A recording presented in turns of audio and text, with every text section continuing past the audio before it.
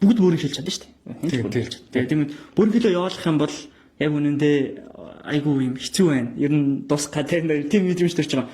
Залуу хүн хэрнээ дуусгаад байна гэдэг мэдрэмж гарч ирээд юм айгүй хэцүү байх гэдэг надаас. За кино. Кино талаар ярьж болох уу? Болно. Киноны талаар ярьж болно. Гэхдээ нөгөө би бас нөгөө энэ киног яг найруулж байгаа охин байгаа. Манайд ажиллажсэн одоо ажилласан гэж байна. Тэгээд тэр охин ерөөхдөө бол киноны талаар ингээд хайп үсгэсэн баггүй. Тэгээд тэгэхээр би бас яаж жоохон байчаа тий.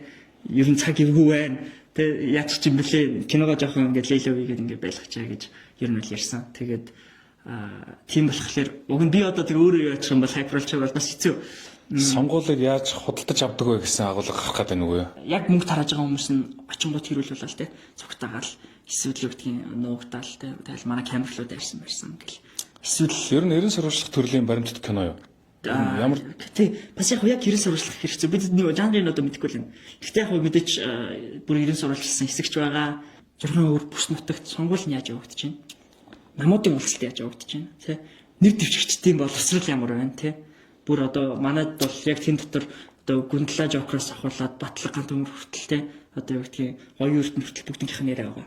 Уулзалт дээр тий. Харилт намын уулзалтан дээр одоо жишээлх юм бол намрын хөр гэдэг хүнийг орж ирэхэд яаж бүүнөрөө босоод коммунист алгадагч ташиж байгаа ч гэдэг юм тий. Ингээд амар баялаг төрсүүдтэй амар баялаг агуулгатай кино болно. Тэгээд хамгийн гол нь тэр чинь ингээд амар олон зэрэг гарч болохоор байгаа тий. Зарим нэг дэвшигчдийн боловсрал сонгууль анх удаа өгч байгаа 18 настай хүүхдээс бага байна. Гэдэг тийм юм зөвхөн. Маш чухал кино. Яг тэгэхээр яг сонгуулийн үеэр нөгөө бүх хэвлэл мэдээл завгүй болчдөг. Бүгд улс төрчдийг дагаж ажилтдаг. Бүгд нөгөө яг ингээд ийм улс орон даяараа нэг ийм юмд орчдөг байхгүй. Нэг ийм сонин ийм юмд орчдөг шүү дээ. Сэтгэл зүйн хувьч гэсэн тий. Юм анзаархаа байждаг. Яг тэр үеэр та хэд ингээд тусад нь бүр кино хийнэ гэдэг бол энийг бас гэхдээ бидэд маш чухал баримт.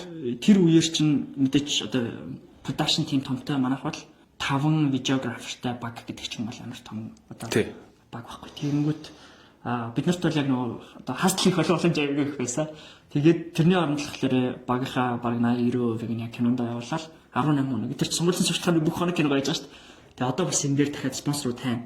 Энэ кинон дээр яагаад гэвэл энэ кино ч одоо эхэлснээс хойш баг ингээд 100 сая төгрөгийн зардал одоо нороос гарчиж байгаа. Тийм учраас тэр нөгөө зардлыг одоо нөхөх гэдэг юм уу те эсвэл юу гэдгийг дахиад энэ нэг нөгөө гүйцэхт илүү чанартай болгоход зарцуулах тэр мөнгөө буцааж нөхөж олох тийм даалгавар надад байгаа. Би нөгөө продюсер хийж авах удаа үзэж байгаа болохоор тийм бай. Тэгээд тэрэн дээр бас ингээд мөнгө босгох хамтрах байгууллагуудыг холбогдуулах шүү. Яг үнэ.